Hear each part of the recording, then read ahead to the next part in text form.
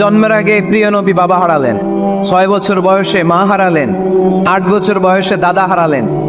এবার আছে শুধু একজন চাচা। এমন চাচা বাবার চেয়েও বেশি আদর করে বিশ্ব ইসলামকে লালন পালন করলেন। এ আবু তালেবের ভয়ে আবু জাহেল আমার প্রিয় নবীর গায়ে হাত লাগাতে পারে নাই। তার মানে ভালোবাসায় কোনো ভেজাল? ভেজাল আদর্শে। ভেজাল কিসে? শেষ নিঃশ্বাস ত্যাগ করার আগে আবু তালেব অসুস্থ, আবু জাহেল উতবা সাইবা একদিকে, আমার নবী আরেক দিকে। আমার প্রিয় নবী বললেন, চাচা আজীবন আপনি ছাতার মতো আমাকে আশ্রয় দিয়েছেন, আজীবন আপনি বাবার মতো কোলে পিঠে করে মানুষ করেছেন, একবার শুধু আমার কানে কানে বলেন লা ইলাহা ইল্লাল্লাহ মুহাম্মাদুর, বাকিটা আমি আল্লাহর সাথে বুঝে নেব। কিন্তু আবু জাহেলও পাশে আছে না নাই?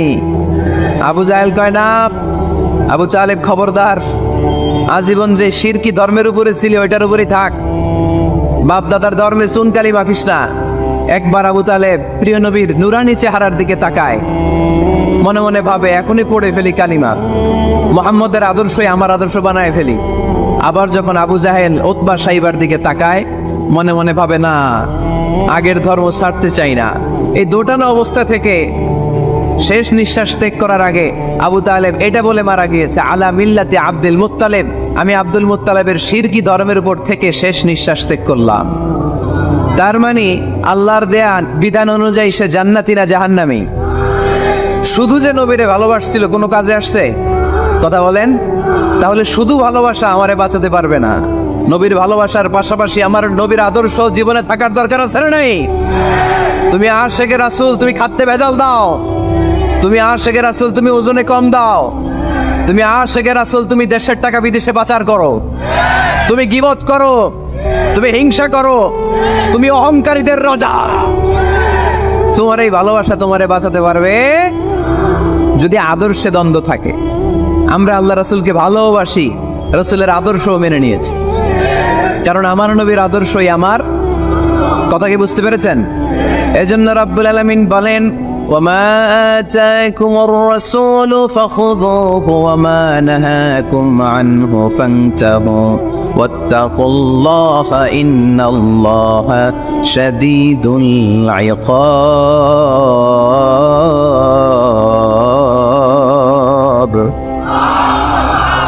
যা রাসূল নিয়ে এসেছে ধরো, আওয়াজ করে, যা রাসূল নিয়ে এসেছে, যা নিষেধ করেছে।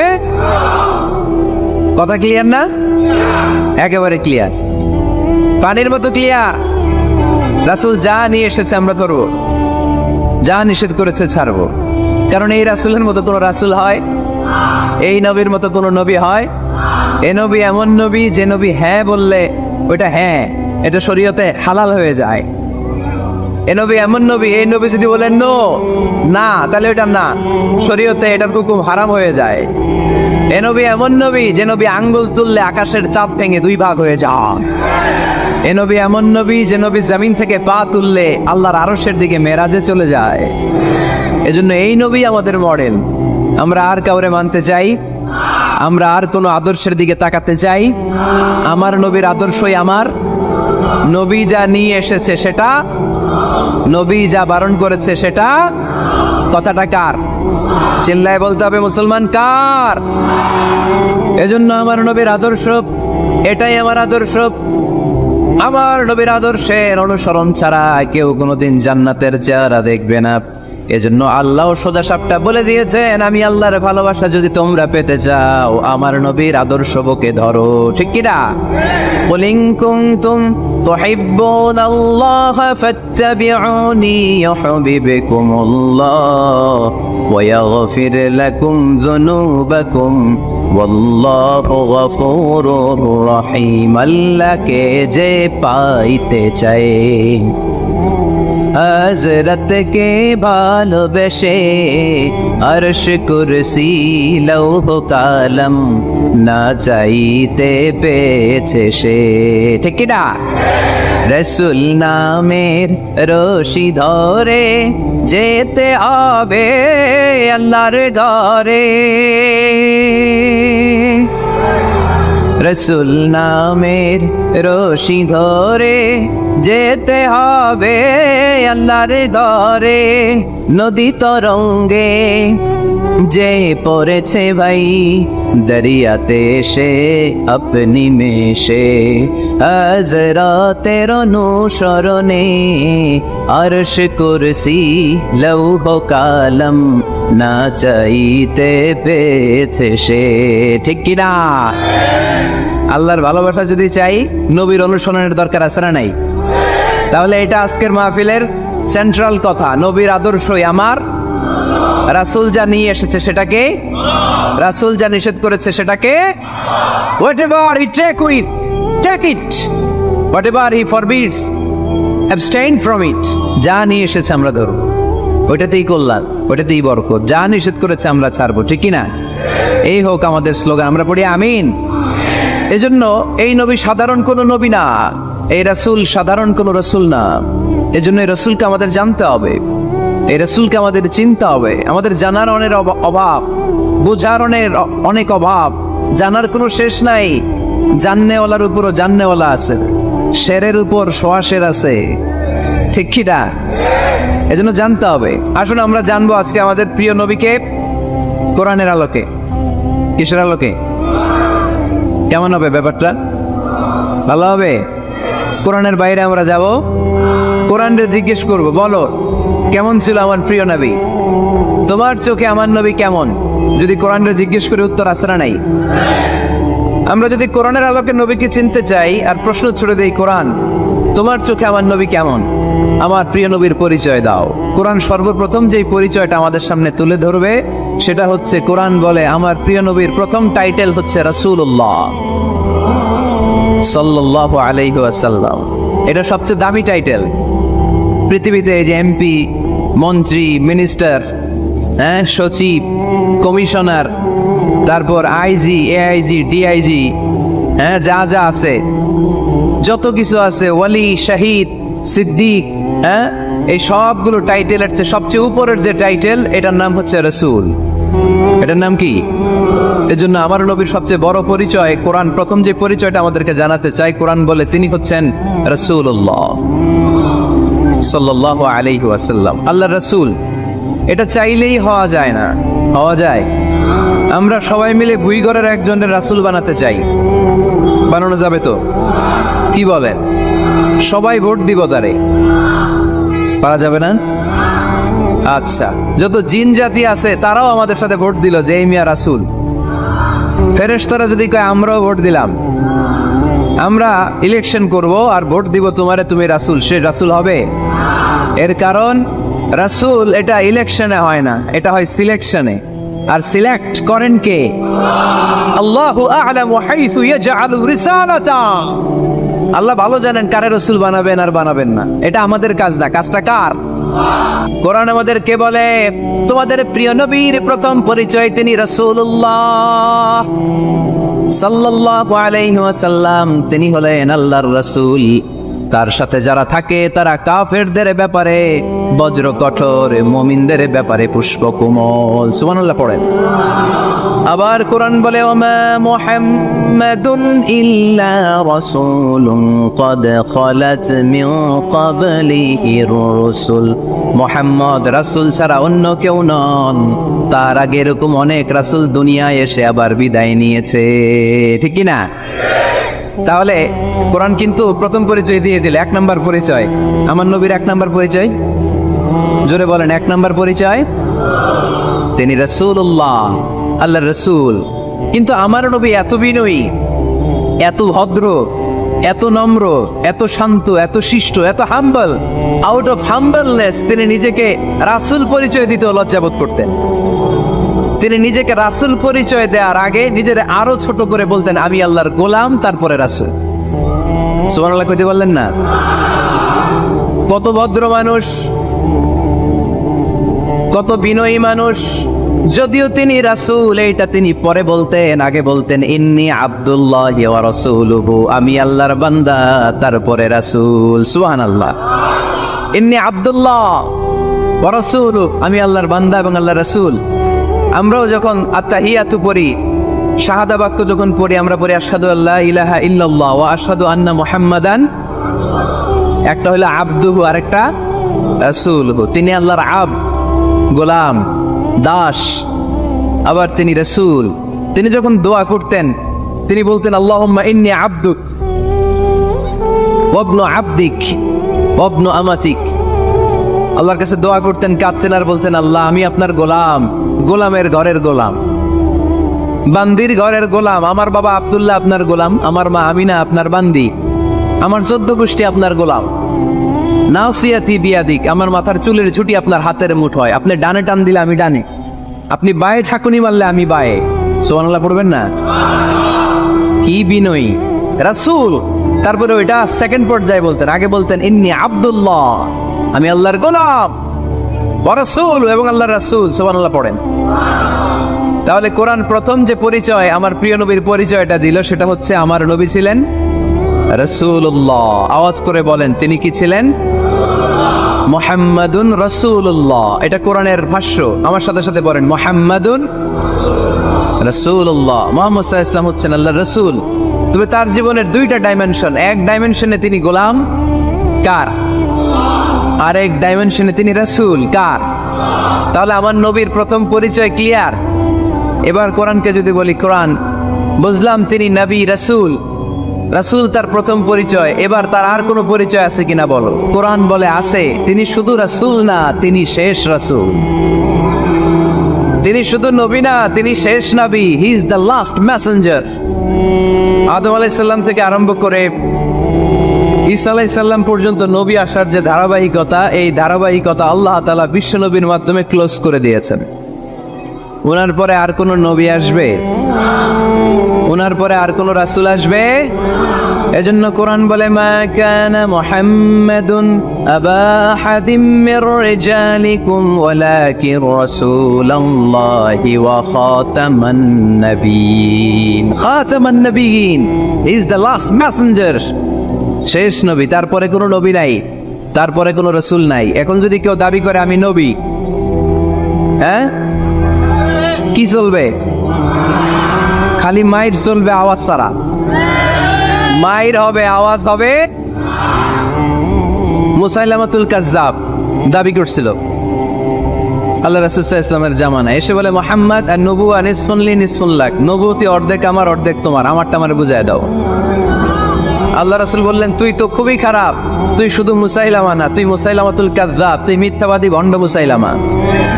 আমার নবী যা করতো নবীরও কপি করতো, ফলো করতো। আমার নবী লোনা পানির কুয়ার মধ্যে ফু দিলে ওই লোনা পানির ওইটাকে মিঠা পানির কুয়া বানাই দিত কে?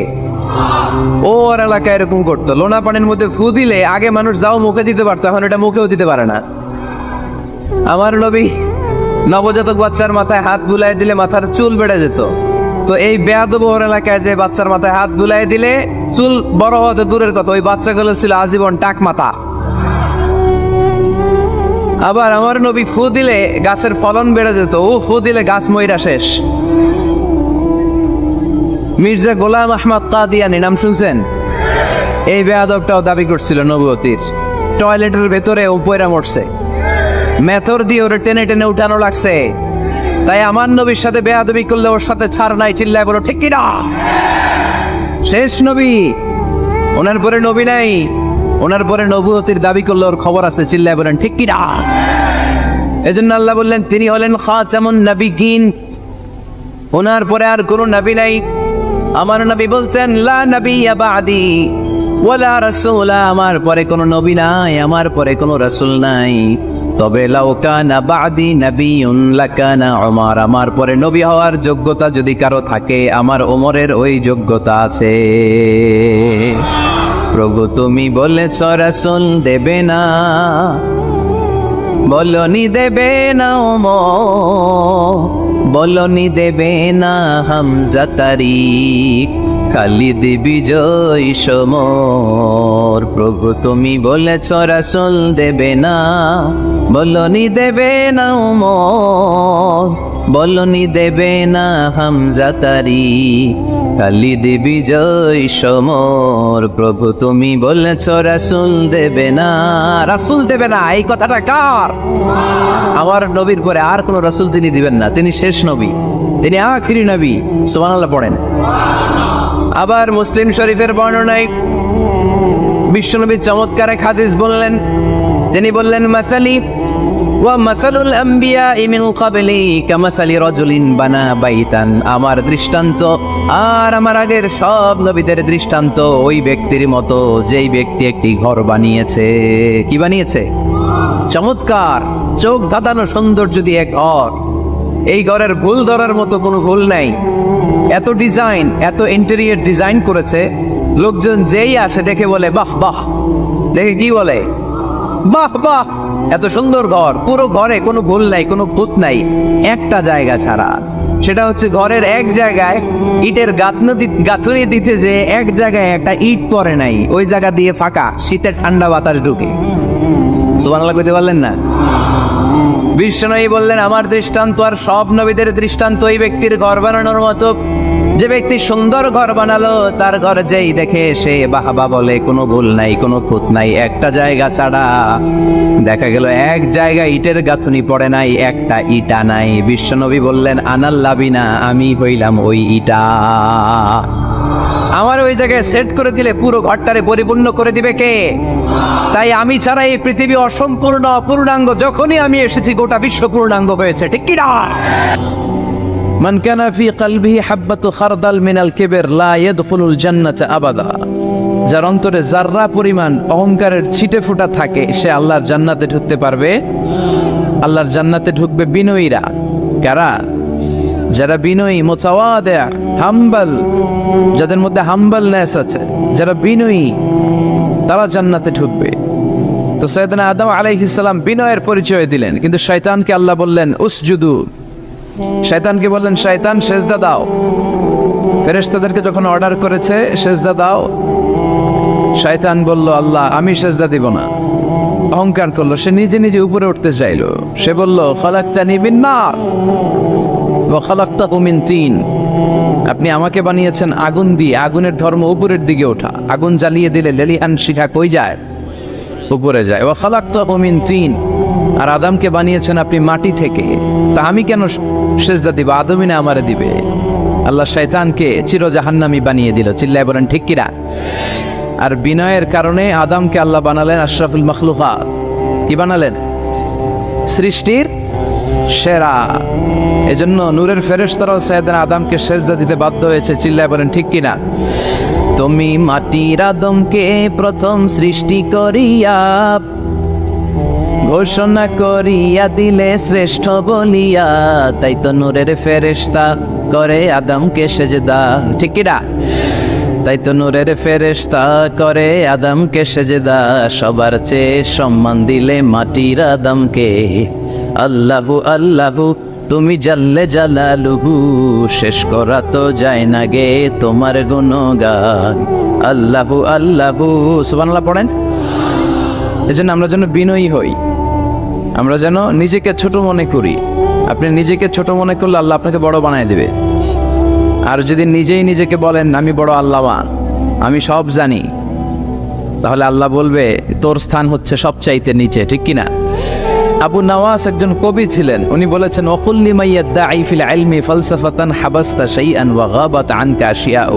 কেউ যদি তোমারে বলে যে আমি সব জানি, তুমি দুই আঙ্গুল দেখিয়ে বলো তুমি কিচ্ছু জানো না, তোমার শিখার অনেক বাকি। জাননেওয়ালার উপরও জাননেওয়ালাও আছে। ঠিক কিনা? এজন্য আমরা যেন বিনয়ী হই।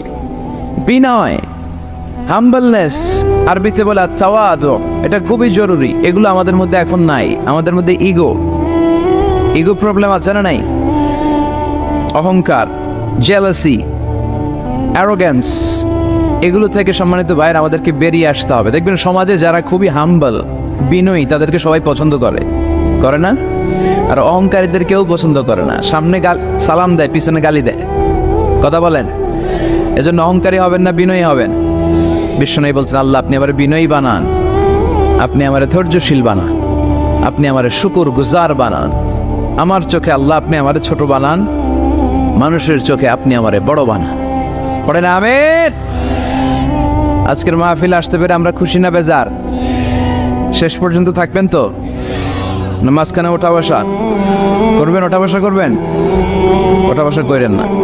বড়ইয়া কৃষ্ণপুর আল ইসলাহ যুব সমাজের উদ্যোগে তৃতীয় বার্ষিক তাফসিরুল কোরআনের মাহফিল। এই গ্রামের নামই তো বড়ইয়া কৃষ্ণপুর না? আমি ছোটবেলায় এসেছিলাম কয়েকবার এই গ্রামে। এটা আমার কি বলে নানার শ্বশুর বাড়ি আর কি, আমার নানির বাবার বাড়ি।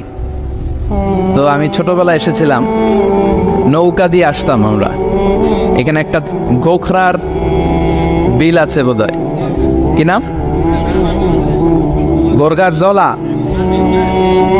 গোরগার বিল। তো এখানে কি গোখরা সাপ পাওয়া যেত নাকি আগে? বিলটা অনেক বড় ছিল, এখানকার মাছ এসে আমরা খেতাম। সুন্দর একটা এলাকা ছিল। তো এখনো কি আছে জলাটা?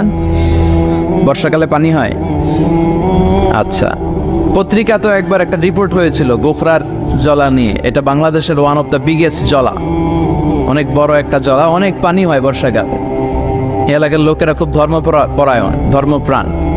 যারা এই প্রোগ্রামের অ্যারেঞ্জ করেছে আমি তাদেরকে আন্তরিক শুকরিয়া জানাই। যারা আপনারা অনেক দূর দূরান্ত থেকে, একজন তো এসে বললেন যে আমি চট্টগ্রাম থেকে এসেছি, কে বললো যে আমি পুরান ঢাকা থেকে এসেছি, অনেকে অনেক জায়গা থেকে এসেছেন। আলহামদুলিল্লাহ, এটা একটা ভালো সাইন। এটা it's a very good and positive sign যে কোরআনের কথা যেখানে হয় এখানে মানুষ জড়ো হয়। বানের পানির মতো ঢল নামে মানুষের। আগে যাত্রাপালা হইতো, গানের কনসার্টও এখন কমতে শুরু করছে, ঠিক কিনা? ওই জায়গাটা দখল করে নিছে কোরআনের তাফসীর। এটাই প্রমাণ করে আগামীর বাংলাদেশ ইসলামের বাংলাদেশ। চিল্লায় বলেন ঠিক কিনা? ইসলামের বিজয়কে কেউ ঠেকায় রাখতে পারবে না। ইসলামের বিজয় অবশ্যম্ভাবী। গোটা বিশ্বব্যাপী ইসলামের গণজোয়ার। ডাচ পলিটিশিয়ান একটা ইসলাম ধর্ম গ্রহণ করছে না?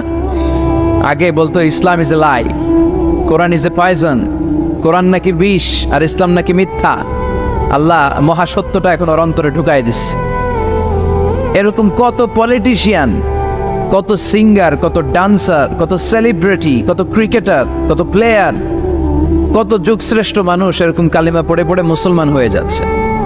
সব নিউজগুলো আসে না, কারণ এই নিউজগুলো মিডিয়াতে কাভার হলে গোটা বিশ্বব্যাপী তোলপাড় শুরু হয়ে যাবে, ঠিক কিনা? ওরা ওই দিক দিয়ে আমাদের বিরুদ্ধে প্রচারণা চালায় যে ইসলাম মানে হচ্ছে জঙ্গিবাদ, ইসলাম মানে হচ্ছে সন্ত্রাসবাদ। এগুলো বলতে বলতে ইউরোপ আমেরিকার যে সাধারণ নাগরিক, ওদের কান ওরা ঝালাপাড়া করে ফেলছে।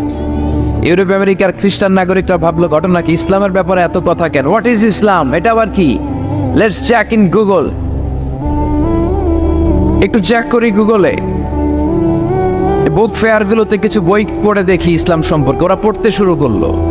আমাদের বিরুদ্ধে অপপ্রচার চালালে এটা আমাদের পক্ষের প্রচারণা হয়ে যায়, ঠিক কিনা?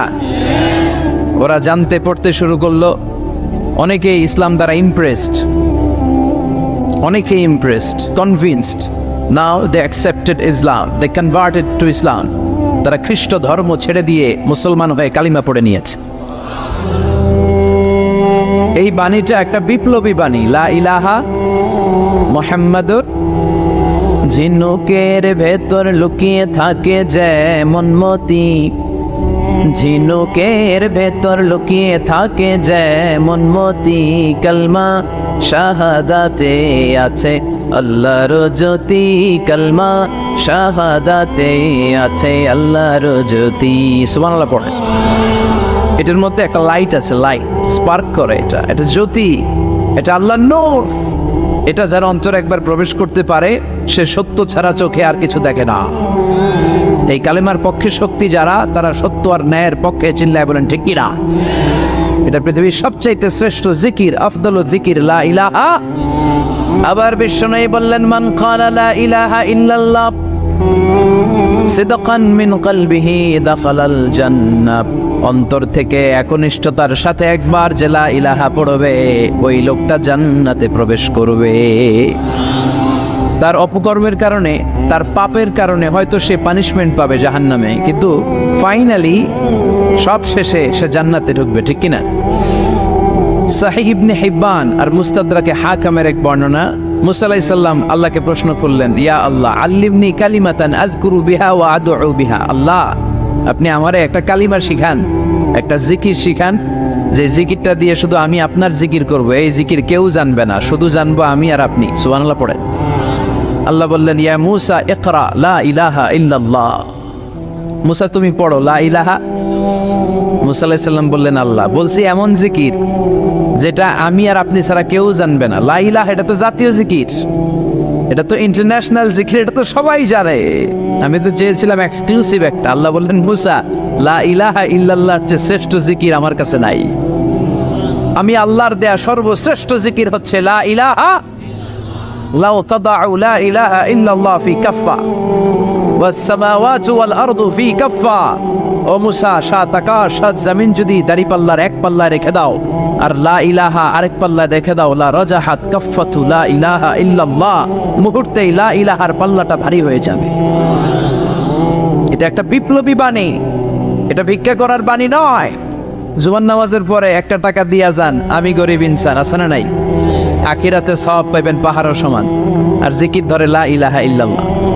অনেকে মনে করে এটা ভিক্ষা করার জিকির, কপাল পোড়া। আমরা ভিক্ষার সাথে এটাকে জুড়ে দিয়েছি। এটা একটা বিপ্লবী বাণী। এই বাণীর অর্থ, এটার ইম্পর্টেন্স, এটার সিগনিফিকেন্স আর তাৎপর্য যে বুঝে, সে আল্লাহ ছাড়া কারো সামনে মাথা নত করতে পারে না। চিল্লা এখন ঠিক কিনা?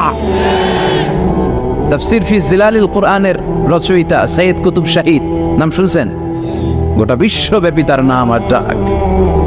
তিনি ফি জিলালিল কুরআন লেখে গোটা বিশ্বের যুবকদের অন্তর কাঁপিয়ে দিয়েছিলেন। এই সমাজে তিনি জাহালাত দেখে এই জাহালাতের বিরুদ্ধে কলম ধরেছেন আর যুগশ্রেষ্ঠ তাফসীর রচনা করেছেন, তাফসীর ফি জিলালিল কুরআন। এটার অনেক ভাষায় ট্রান্সলেশন হয়েছে, বাংলায় পাওয়া যায়। খুব সম্ভব আল কোরআন একাডেমি লন্ডন এটা ট্রান্সলেট করেছে। তো উনি এই কালিমার পক্ষে থাকার কারণে, ইসলামী আন্দোলনের কারণে তৎকালীন প্রেসিডেন্ট জামাল আব্দুল নাসের ওনাকে ফাঁসি দেওয়ার আদেশ দিয়েছে, ফাঁসির কাস্টে ঝুলিয়ে মৃত্যুদণ্ডের অর্ডার করেছে। তো জেল কোডের নিয়ম অনুযায়ী যাদেরকে ফাঁসি দেওয়া হবে, হ্যাঙ্গিং করা হবে, হ্যাঙ্গিং করার ঘন্টাখানিক আগে ওই কারা কর্তৃপক্ষ থেকে নিয়োগ দেয়া জেলখানার ইমাম সাহেব এসে তাদেরকে লা ইলাহা পড়ায়। কি পড়ায়? লা ইলাহা ইল্লাল্লাহ পড়া। তো সৈয়দ কুতুব শাহিদ উনিও যখন ওনাকে ফাঁসির কাস্টে ঝুলানো হবে, ওই মুহূর্তে জেল কোডের নিয়ম অনুযায়ী ইমাম সাহেব এসে সৈয়দ কুতুব সাহিবকে বলতে আরম্ভ করলো যে, আমি আপনাকে কালিমা পড়াতে এসেছি, আপনি পড়েন লা ইলাহা ইল্লাল্লাহ। সৈয়দ কুতুব শাহিদ বললেন, আমারে কালিমা শিখাতে এসো না, আমি কালিমা খুব ভালো জানি। যেই কালিমা পড়ার, যে কালিমা তুমি ফাঁসির আসামিদেরকে পড়ানোর কারণে মান্থলি বেতন পাও, ওই কালিমার ব্যাখ্যা করার কারণে আমাকে ফাঁসির কাস্টে ঝোলা লাগছে।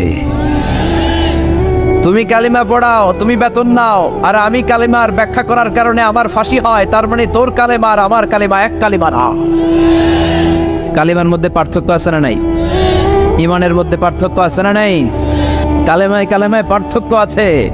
ওই কারা কর্তৃপক্ষের নিয়োগ করা ইমাম সাহেবের লা ইলাহা ইল্লাল্লাহ আর তাফসীর ফি জিলালিল কুরআনের রচয়িতা সৈয়দ কুতুব শাহিদের লা ইলাহা এক কালিমা নয়, এক লা ইলাহা নয়। চিল্লায় কোন ঠিক কিনা?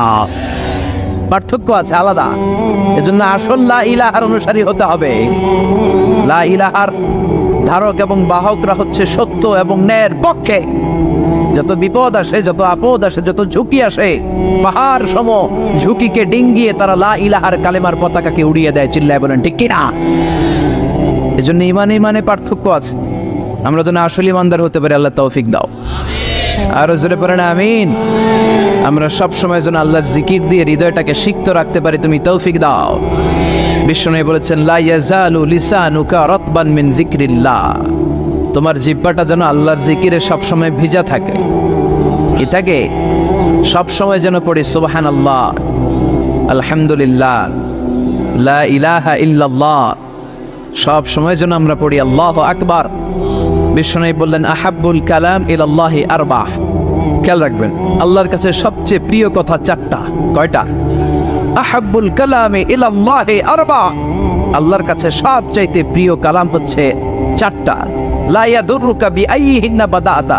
এই চারটার কোনটা দিয়ে শুরু করবে এটা তোমার ব্যাপার, আগে পরে করলেও কোনো সমস্যা নেই। চারটার একটা হচ্ছে সুবহানাল্লাহ, আরেকটা হচ্ছে আলহামদুলিল্লাহ, আরেকটা হচ্ছে লা ইলাহা ইল্লাল্লাহ, আরেকটা হচ্ছে আল্লাহু আকবার। যেন সব সময় আল্লাহর জিকির করতে রাজি আছেন তো? আল্লাহরে ডাকতে রাজি আছেন? ফাজকুরুনি ওয়াশকুরুলি। আল্লাহ বলেন, যদি আমার জিকির করো আমিও তোমাদের জিকির করি, যদি আমার স্মরণ করো আমিও তোমাদের স্মরণ করি। আবার বিশ্বনবী বললেন, আল্লাহ ঘোষণা দেন, ফাইন যাকারানি ফি নাফসি যাকারতুহু ফি নাফসি। আমার বান্দা যদি একা একা আমার জিকির করে আমিও আমার বান্দাকে একা একা স্মরণ করি।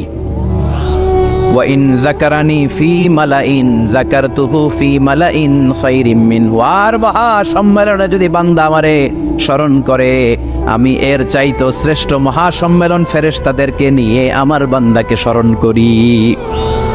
ওয়া ইন তাকাররাবা ইলাইয়া শিবরান তাকাররাবতু ইলাইহি দিরাআন। আমার বান্দা যদি আমার দিকে 1 বিঘত আসতে চায় আমি আমার বান্দার দিকে 1 হাত এগিয়ে যাই। আমার বান্দা যদি আমার দিকে 1 হাত আসতে চায় আমি আমার বান্দার দিকে 2 হাত চলে যাই। ওয়া ইন আতানি ইয়ামশি আতাইতুহু হারওয়ালা। আর আমার বান্দা যদি আমার কাছে হেঁটে হেঁটে আসতে চায় আমি আমার গোলামের দিকে দৌড়ে দৌড়ে যাই। ওই আল্লাহর ভুলে গিয়ে আমরা মাজারে যে সেজদা দেই, কপাল পোড়া। আছে না নাই? দোদেল বান্দা কালমা চোর, না পায় শ্মশান না পায় ঘোর, দিন থাকিতে আয়রে পথে ছাইড়া দে ভণ্ডামি ভণ্ডামি ভণ্ডামি ভণ্ডামি, ছাইড়া দে ভণ্ডামি। ঠিক কি না? এই ভণ্ডামির সাথে আমাদের সম্পর্ক আছে? মাজার পূজার সাথে ইসলামের কোনো সম্পর্ক আছে? নামাজ কালাম পড়ে না ইবলিস শয়তানের নানা। আছে না নাই? এলাকায় মনে হয় নাই, অনেক জায়গায় আছে দেখবেন লাল সাল্লু ইয়া উঁচু করা। সাইয়েদনা আলীকে মদিনায় বিশ্বনবী পাঠালেন আর বললেন, যত উঁচু মাজার দেখো ভেঙে মাটির সাথে গুড়িয়ে দাও। কবরস্থান উঁচু হবে না, কবর হবে সমান। এটাকে সেফটি দেওয়ার জন্য, সিকিউরিটি দেওয়ার জন্য আপনি চারদিকে সিম্পল বেড়া বা দেয়াল দিতে পারেন, যাতে গরু ছাগল যে এই কবরের অসম্মান না করে। আমরা আশরাফুল মাখলুকাত, আমরা বেঁচে থাকলেও যেমনি সম্মান আছে আমাদের, মরে গেলেও সম্মান আছে না নাই? আল্লাহ বললেন, ওয়ালাকাদ কাররামনা বানি আদম। আমি বনি আদমের সম্মান বাড়িয়ে দিয়েছি। জীবিত অবস্থায় যেমনি সম্মান, মরে গেলেও সম্মান। ঠিক কি না? বিশ্বনবী দেখলেন একটা লাশ যাচ্ছে, লাশ দেখে নবী দাঁড়িয়ে গেলেন। সাহাবারা বললেন, ইয়া রাসূলুল্লাহ ইন্নাহু ইয়াহুদি, এটা ইহুদির লাশ। দাঁড়ালেন কেন? বসেন। বিশ্বনবী বললেন, আওয়ালাইসাত নাফসান, এটা কি মানুষ না? এটা হোক না ইহুদি, হোক খ্রিস্টান, হোক নাস্তিক, এটা তো মানুষ। আমি তো মানুষকে সম্মান দিয়েছি। I have dignified the status of the sons of Adam. আমি বনি আদমের সম্মানকে বাড়িয়ে দিয়েছি। সবার উপরে মানুষ সত্য, তাহার উপরে নাই। এজন্য কবরকে সিকিউরিটি দিতে হবে, কিন্তু গম্বুজ বানানো যাবে, লাল সালু দেয়া যাবে, মাজারে আগরবাতি দেয়া যাবে, মোমবাতি, মশারি। অনেক মাজারের উপরে লম্বা মশারি টাঙানো আছে না নাই? ওর বাবারে মশাই কামড়ায়, কত বড় ডাকাত। তো মশাই যদি নিচ থেকে তাড়াইতে না পারে, ও তোমারে কি করবে? কথা বলেন। মশা তাড়াতে পারে না নিজের গা থেকেও, তোমারে কি বাঁচাবে? দেখবেন যে লোকটা মাজারে মশারি দেয় ওর বাবা ডেঙ্গু জ্বর, ওর বাপেরে মশাই খায়, ওর মারে মশাই খায়। গোটা বিশ্বের সবগুলো আল্লাহর ওলি যদি একটা গ্লাসের পানিতে ফু দেয়, আর আপনার মা যদি আপনার মাথার মধ্যে হাত বুলিয়ে দেয়, আপনার মা যদি আপনার বুকে একটা ফু দিয়ে দেয়, সব পীর সাহেব একদিকে, মায়ের দোয়া আরেকদিকে। মায়ের দোয়া মুহূর্তে আবার আল্লাহর আরশে পৌঁছে যাবে। এজন্য বিশ্বনবী বলতেন, সালাসু দাওয়াতিন মুস্তাজাবা, 3টা দোয়া আল্লাহ কবুল ফিরিয়ে দেন না। 1 নম্বরে হচ্ছে দাওয়াতুল মুসাফির, সফর অবস্থায় দোয়া করলে কবুল করে কে? 2 নম্বরে দাওয়াতুল মাজলুম, অত্যাচারিত ব্যক্তির দোয়া কবুল করে কে? 3 নম্বরে দাওয়াতুল ওয়ালিদাইনি লিওয়ালাদিহি, মা বাবা যখন হাত তুলে ছেলে মেয়েদের জন্য আল্লাহর কাছে দোয়া করে, ওই দোয়াটাও কবুল করে কে? মাজারে মশারি দিবেন, লাল সালু দিবেন, আগরবাতি, মোমবাতি, কোনো মানত। মাজারে মানত করা যায় না। ইন্নী নাযারতু লিররহমানি সাওমা, মানত করতে হয় রহমানের নামে। মানত হবে একজনের নামে, চিল্লায় বলেন তিনি কে? এজন্য মাজারে কিছু দেয়া যাবে না। এই ভণ্ডামি গোটা বাংলাদেশ ব্যাপী। আমরা বলে যাচ্ছি, যতটুকু শুধরানোর শুধরাবে। হেদায়েত দেওয়ার মালিক একজন, চিল্লায় বলেন তিনি কে? অনেক পীর আছে এরকম ভণ্ড পীর, সারা বছরে নাকি একবারও গোসল করে না। 365 দিনে ওর গোসলের রুটিন একদিন, আর ওই একদিনের গোসলের পানি মুরিদরা সব খাইয়া শেষ করে ফেলায়। নাউজুবিল্লাহ কইবেন না? নামাজ কালাম পড়ে না, ইবলিশ শয়তানের নানা, ধর্মের একখান খুঁটি ধইরা কয়দিন করবা হয়রানি। ভণ্ডামি ভণ্ডামি ভণ্ডামি, ছাইড়া দে ভণ্ডামি। দোদেল বান্দা কালমা চোর, না পায় শ্মশান না পায় ঘোর, দিন থাকিতে আয়রে পথে ছাইড়া দে ভণ্ডামি। ভণ্ডামি ভণ্ডামি ভণ্ডামি, ছাইড়া দে ভণ্ডামি। চিল্লায় বলেন ঠিক কিনা? এগুলোর সাথে আমাদের কোনো সম্পর্ক নেই। ইসলাম হচ্ছে সহজ। আদ-দীনু ইউসরুন লা উসরা ফীহ। আদ-দীনু ইউসর, দিন সহজ। এত জনের কাছে যাওয়া লাগবে না, আপনি ওই জেলায় যে ওই মাজারে মানত করা লাগবে না, আপনার সিলেটে যাওয়া লাগবে না, আপনার খানজানালের কাছে যাওয়া লাগবে না, আপনার কোথাও যাওয়া লাগবে না। আপনি বাড়ির পাশের মসজিদে পড়ে সেজদা দেন, মুহূর্তে দোয়া কবুল করে নিবে কে? রব্বুল আলামিন বলে, গোলাম আমারে ডাকস না কেন? তোর ডাকে সাড়া দেওয়ার জন্য আমি 24 আওয়ার্স রেডি। দুনিয়ার বুকে কোনো বিষয় নিয়ে যদি আমরা বারবার যাই, দুনিয়াতে লোকজন রেগে যায়, ঠিক কিনা? আমি ওনার কাছে গেলাম, ভাই আজকে একটা বিপদে পড়ছি, 500 টাকা দেন, দিয়ে দিল। এরপরের দিন আবার গেলাম, দিল। পরশু দিল, তরশু গেলে শেষা দিয়ে দিব, একটা মাইট দিয়েছে, ঠিক কিনা? কি পাইছো তুমি? প্রতিদিন 500 টাকা। বারবার কোন একটা ইস্যু নিয়ে কারো কাছে যাওয়া যায় না, এটা লজ্জার বিষয়, ঠিক কিনা? কিন্তু আল্লাহর বিষয়টা উল্টো। সুনানে তিরমিজির বর্ণনা, ইন্নাহু মান লাম ইয়াসআলিল্লাহ ইয়াগদাব আলাইহি। কোন বান্দা যদি কোনো বিষয় নিয়ে, কোনো ব্যাপার নিয়ে আল্লাহর কাছে বারবার না যায়, আল্লাহ তার উপর রেগে যায়। এজন্য আল্লাহর কাছে বারবার চাওয়ার দরকার আছে না নাই? আপনার মনের জ্বালা যন্ত্রণা পূরণ করে দিতে পারে কে? এটার নাম তাওহীদ। এক আল্লাহ কেন্দ্রিক হওয়া, আল্লাহ সেন্টার্ড। আমাদের সবকিছু হবে আল্লাহ কেন্দ্রিক। বিপদে আপদে যে কোনো পরিস্থিতিতে সবার আগে কার কাছে যাব? এটার নাম তাওহীদ। এটার নাম তাওহীদেরই মুর্শিদ আমার মুহাম্মাদের নাম বলো, মুহাম্মাদের নাম। আল্লাহর নাম জপলে বুঝতে পারি আল্লাহরই কালাম বলো, মুহাম্মাদের নাম।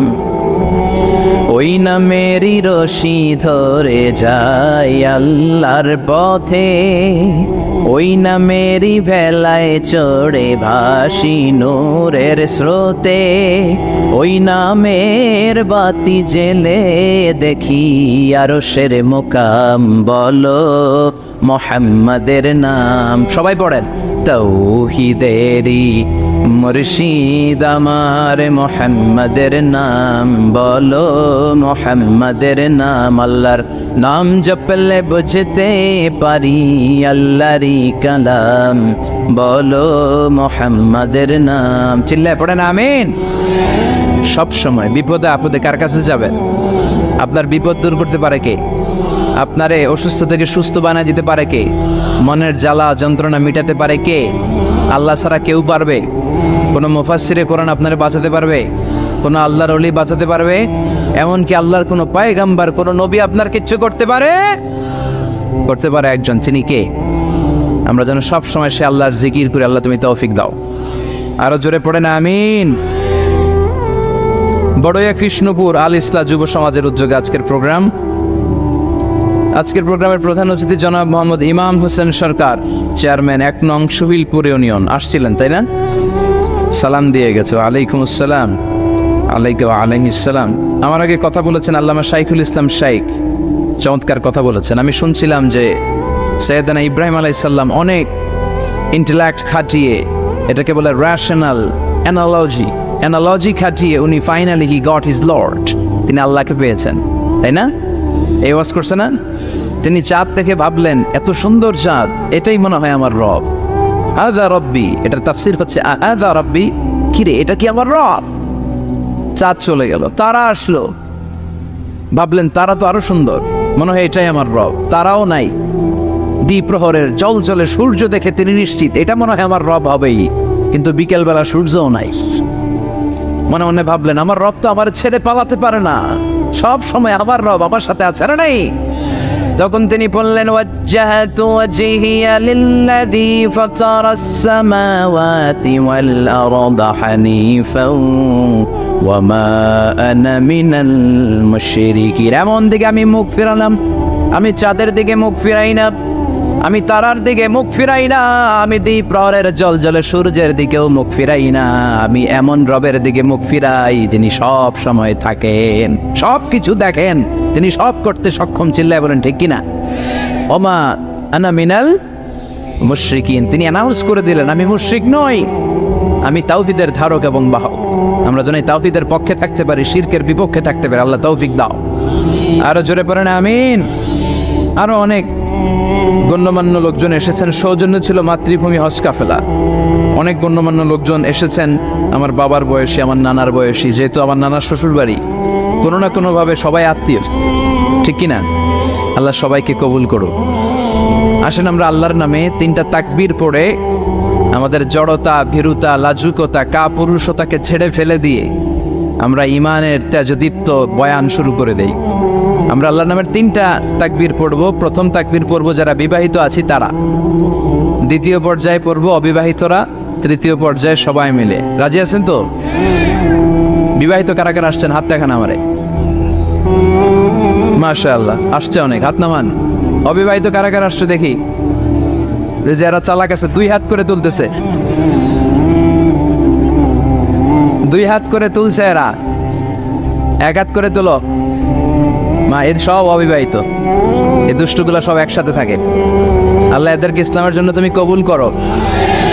আমিও যুবকদের ভালোবাসি বেশি, যুবকরাও আমারে ভালোবাসে বেশি। আল্লাহ এই ভালোবাসাগুলো যেন কোরআনের জন্য হয়, ইসলামের জন্য হয়। আল্লাহ এই যুবকদেরকে সাইয়েদনা হামজার মতো কবুল করো, ওমরে ফারুকের মতো ইসলামের সৈনিক হিসেবে কবুল করে নাও। হাত নামান। তো আমি লিল্লাহে তাকবীর বললে বিবাহিতরা প্রথমে পড়বেন আল্লাহু আকবার, দ্বিতীয় পর্যায়ে আমি লিল্লাহে তাকবীর পড়লে অবিবাহিতরা পড়বেন আল্লাহু আকবার। দেখি আমার নানার শ্বশুরবাড়ির এলাকার লোকদের কাদের গলায় জোর বেশি, বিবাহিতদের না অবিবাহিতদের? বড়ুয়া কৃষ্ণপুরে বিবাহিতদেরকে আঞ্চলিক ভাষায় আপনারা কি বলেন? বিয়াইতা। একই, অনেক জায়গায় বলে বিয়াতা। তারপর নোয়াখালীতে না কোন জায়গায় শুনলাম বিতি, বিতি আর আবিতি। এখানে বিয়াইতা আর আবিয়াইতা। তো শুরুতে বিবাহিতরা তাকবীর পড়বেন, শুরুতে বিবাহিতরা রেডি হয়ে যান। আপনারা রেডি? আপনারা প্রথমে তাকবীর পড়েন, লিল্লাহে তাকবীর। মাশাআল্লাহ। এবার অবিবাহিতদের পালা।